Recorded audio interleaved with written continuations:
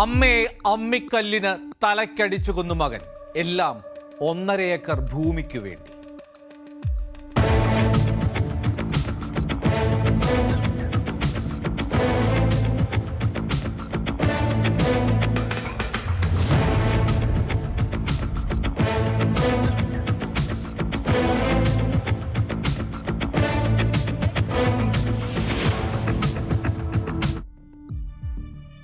നെടുമ്പാശ്ശേരിയിലാണ് ഈ സംഭവം.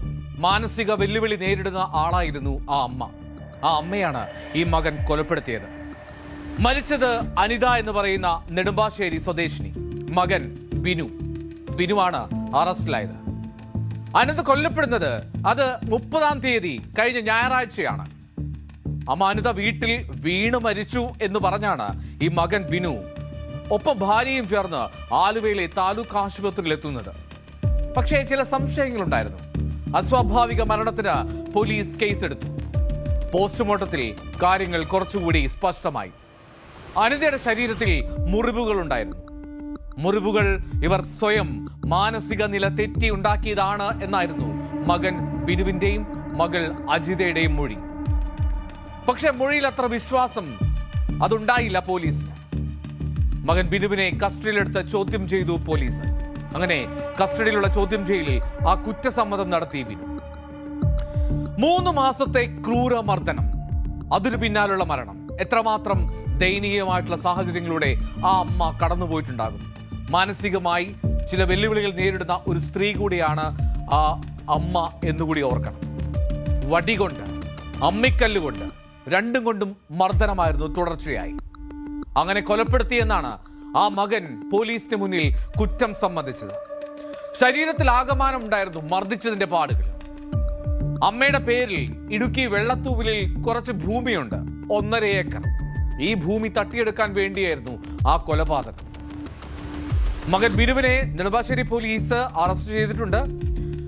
20 വർഷത്തോളമായി ഈ സ്ത്രീ മാനസികമായി വെല്ലുവിളി നേരിടുന്ന ആളായിരുന്നു. അതിനായി ചികിത്സയിലായിരുന്നു ഒരു മാനസിക ആരോഗ്യ കേന്ദ്രത്തിൽ 20 വർഷമായി. 3 ആൺമക്കളുണ്ട് ഈ അമ്മയ്ക്ക്. പറഞ്ഞിട്ട് എന്ത് കാര്യം?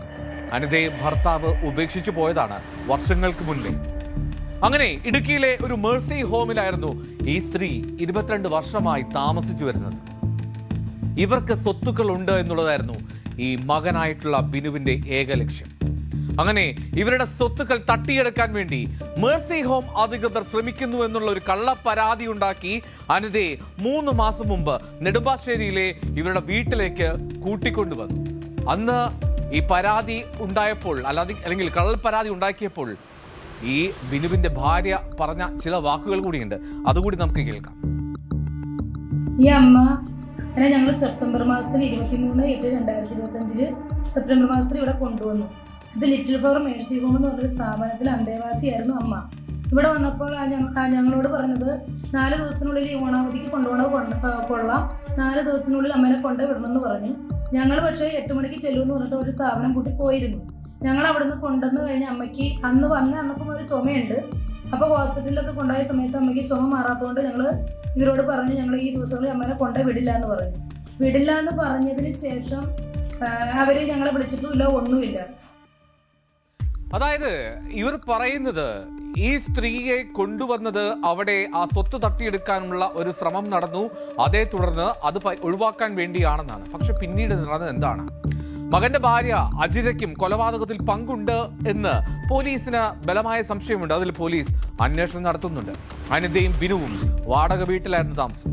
ഈ അനിതയ്ക്ക് മാനസിക വിഭ്രാന്തിയുള്ളതായി പോലീസും പറയുന്നുണ്ട്. അങ്ങനെ ഒരമ്മയുടെ മരണം, അത് മകന്റെ കൈകൊണ്ട് എത്രമാത്രം ക്രൂരമായി, അത് വടികൊണ്ട്, അമ്മിക്കല്ലുകൊണ്ട്. മാനസിക വിഭ്രാന്തിയുള്ള ഒരു അമ്മയെ കൊന്ന് 1.5 ഏക്കർ ഭൂമി തട്ടിയെടുക്കാൻ ആ മകൻ ചെയ്ത പ്രവൃത്തി എങ്ങനെ പൊറുക്കാൻ കഴിയും?